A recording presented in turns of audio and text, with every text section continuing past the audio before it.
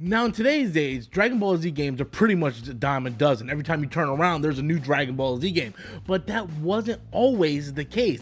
In fact, there is a Dragon Ball Z fighting game trilogy that lies on the Super Famicom that was never released here in the United States, although it was released in Japan as well as in Europe. So today we're gonna take a look at the Dragon Ball Z Super Butoden trilogy on the Super Famicom.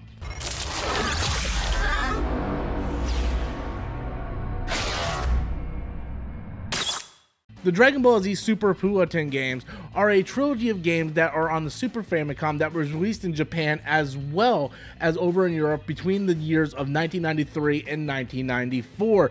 Each one of the games taking place mostly in a different arc within the Dragon Ball Z universe. We're going to start off with the very first Super Butoden game and see what the game is actually all about. The first game in the series was released in March 1993 in Japan, and it has a story mode, a tournament mode, and a combat mode. The story mode starts off with actually Goku fighting Piccolo at the World Martial Arts Tournament, which was actually the end of Dragon Ball, and it goes all the way up to Goku fighting Imperfect Cell. The tournament mode is pretty much what it already seems to be, where you just pick different characters and you play, and that's right, a tournament mode. Seems simple enough, yeah. And the combat mode is pretty simplistic and pretty much what you think it was going to be, where you can either play one versus the computer or one versus two players, and you have 8 playable characters to choose from: Goku, Vegeta, Android 20, Android 16, Piccolo, Frieza at his 100% power form, Android 18, and Imperfect Cell. Now if you do put in a code, you get 5 additional characters, including Super Saiyan Future Trunks, Super Saiyan Gohan, Perfect Cell, Super Saiyan Goku, and Super Saiyan Vegeta. So for being like one of the first Dragon Ball Z fighting games, it's a pretty stacked roster, but where the game kind of falls short and what is really disappointing is when it gets down to the combat. The combat is just not that good.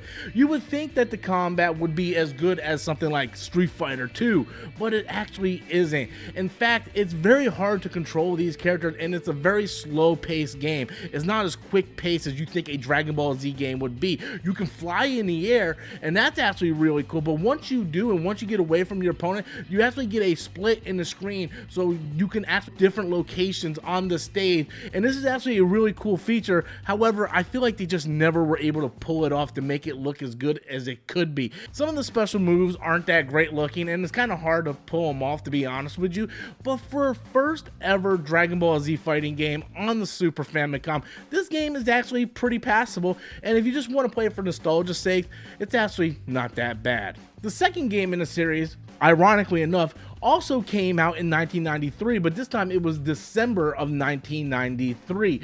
And again, we have 8 playable characters, including Super Saiyan 2 Gohan, Perfect Cell, Super Saiyan Vegeta, Cell Jr. for some reason, which makes no sense. Like, who would want to play as Cell Jr., guys? Who?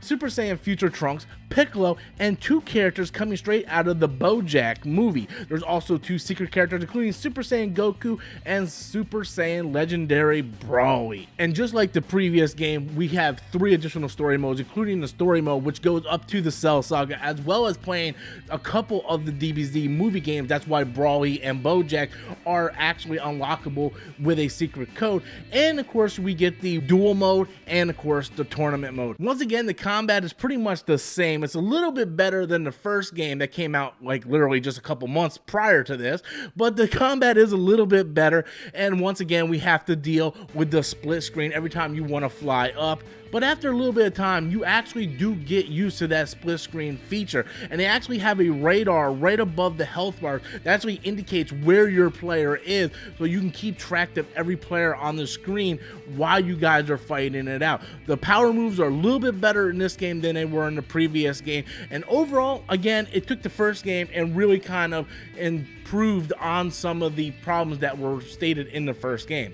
As we move into the final game of the Super Butoden trilogy, the third game was released in September of 1994. Now, unlike the previous 2 games, there's actually 9 playable characters from the get-go with 1 secret character. Now, one of the biggest flaws with this game is the fact that there's only 2 modes: a tournament mode and a versus mode. There's no story mode. There was a story mode for the first and second game.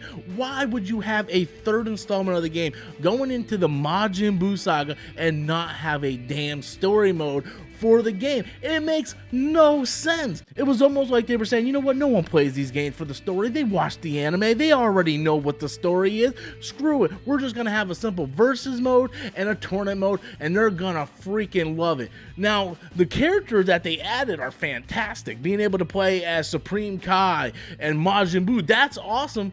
But this is like the end of the saga. Like, you should finish this thing off strong. Give us a really good story mode. But no, they said no, we're not doing that this time.